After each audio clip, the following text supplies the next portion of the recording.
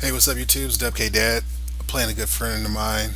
Well, I can't say good friend. Just kind of got in touch with him through YouTube and on Dual Network. Seiko HOTD. Yeah, I don't know how to say his name.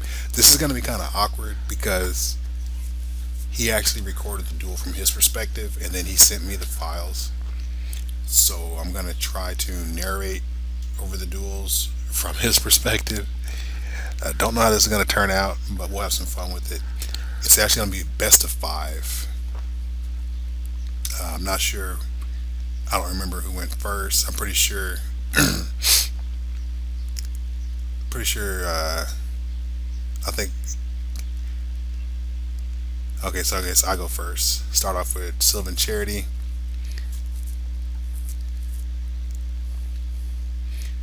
I like drawing cards. Drawing cards is fun. And actually, now that I'm looking at it, looking at his hand, it's kind of helpful because uh, I get to see how Necroz works. I'm still extremely unfamiliar with the deck. I know that Trishula will bust you in the ass. That's pretty much what I know about the deck. All right, so I'm resolving uh, Sylvan Charity, throwing back another copy of Charity and one of the big trees. Set the card. It's obviously going to be Co Mushroom. I decided to change up a few builds from the build that I showed on YouTube. The way I was looking at it was I didn't want to commit on the first turn because I couldn't make a Felgrand play and not have it outed easily. So what I did here was I believe I had Valor in my hand, opening hand, and I was thinking that maybe he's not going to attack it. I'll get to draw the Sylvan Charity, Charity for my Sequoia that I stacked up under the Charity, and then go from there. But he decides to go hamburger on me and drops a bunch of big ass dudes, and yeah, it was pretty savage how this began. I didn't know that the deck was capable of just shitting out um, a mass amount of monsters just like that, and he still has three cards in hand. I mean, that's something else. And then he gets the plus by pitching some random Necroz monster. I don't know what he's called, and then adding another card. It's like, let's go plus, and then he'll plus some more, and then plus again, and plus even harder. And from watching some YouTube videos of Necroz, I have come to find that it reminds me a lot of spellbooks back when they had Spellbook of Judgment. A lot of self touching going on. I'm thinking to myself, dang, bro, you need some lotion for your hands. I know them shits is chapped. And then this is something else that just blows my mind too. It's just like this infinite resources they can use. Great. See, look, I go drop the Valor. I'm like, nib. No Ken has.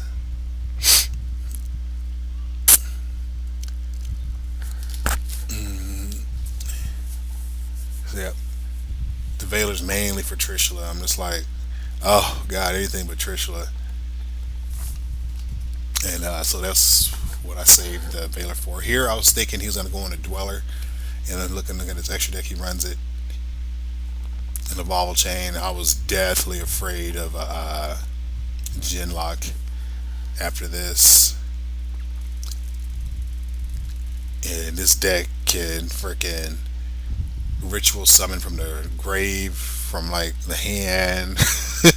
I'm just like, it's like, come on, you don't even give us the legal, the synchro rich or single synchro Trishula. That's hard as hell to make nowadays. But Nekroz has a Trishula that they can use every turn, should they so desire, or at least 6 times in a duel if they so desire, and then they can run 3 of it. I mean, come on, it just ain't right. And then they have the dance princess to drop before they drop the Trishula, so you can't even respond to the damn thing. So it's just that's unreal. And then here comes the Genlock. So this is like one of my first encounters with this deck. I say, okay, I've seen people play on YouTube, and this is where they usually scoop. But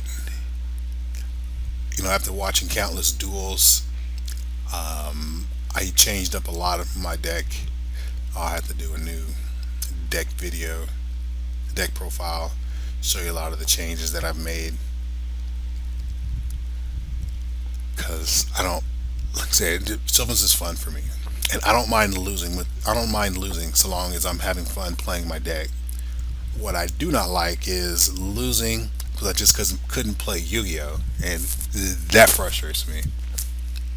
So they say, well, why don't you just play a better deck? You better play Yu-Gi-Oh. I mean, no, I've seen mirror matches where they're using the same deck and they'll genlock the other one out. I mean, it has nothing to do with it. It's like a Vandy's emptiness on crack that's set up.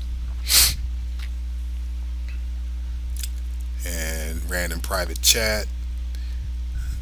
They've got a senpai moment. Senpai moment.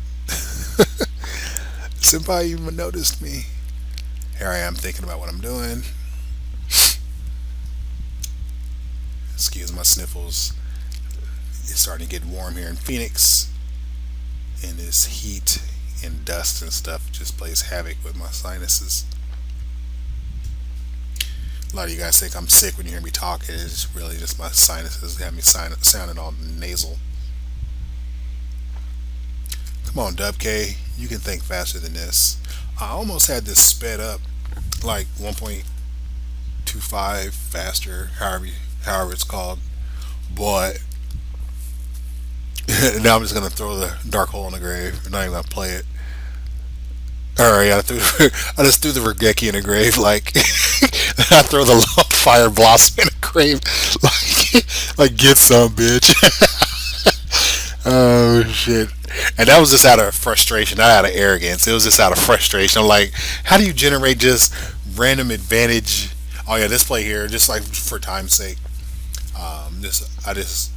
I'm skipping steps. I just added all that for my hand and everything because to set up my play. Yeah. So he asked. Yeah. So what I did when I'm searching my deck, I went ahead and searched the P's. And then because I had Rose Lever and the field spell in my hand, so I just played it out all at once to save time. And instead of summoning Lone Fire Blossom back to the field, we knew what it was, so we just skipped those steps as well. Lucky Bastard hits the Princess Sprout.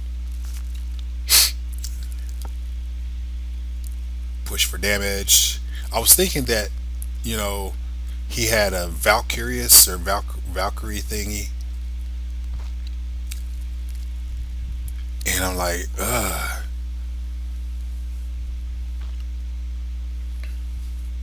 So I made Princess Sprout a 7 normal summon this or special summon the Spore by using Rose Lever's effect.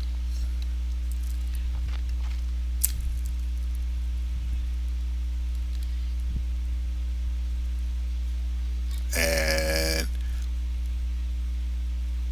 throws that in the grave. I don't know what happened here. Yep.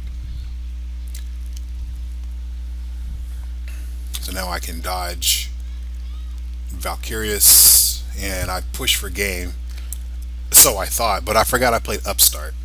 So he lives with like 1,000 life points or something, or 900 life points or something. I'm just like, oh, math fail. And I should have made double Felgran here. So yeah, he lives with 700 life points, and I should have made double Felgran. But infinite plays of the Necroz. They should have a card called that, infinite plays of the Necroz. It's almost like Dragon Rulers. The graveyard is their second hand.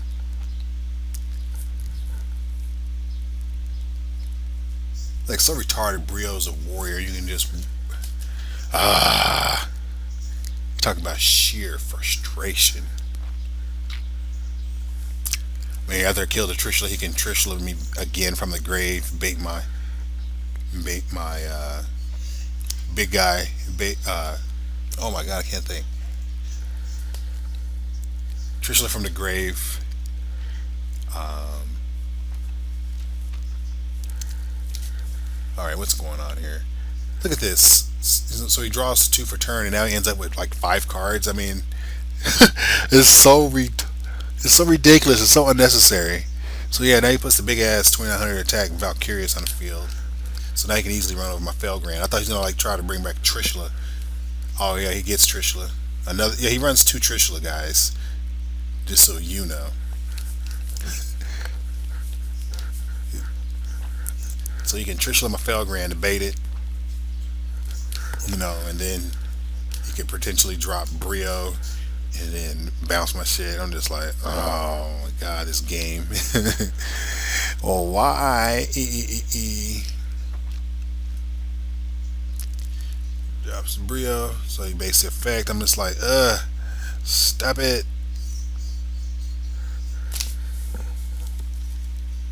So now he kaleidoscopes. So goofy. You don't have to discard anything. It's just like once per turn he gets to bounce shit. And I'm just like, oh my goodness. So I'm just like I'm all sorts of messed up. I'm like throwing everything to the grave. And I'm like throwing everything to the deck. Because I just don't know. I was like, what is this sorcery? I don't understand.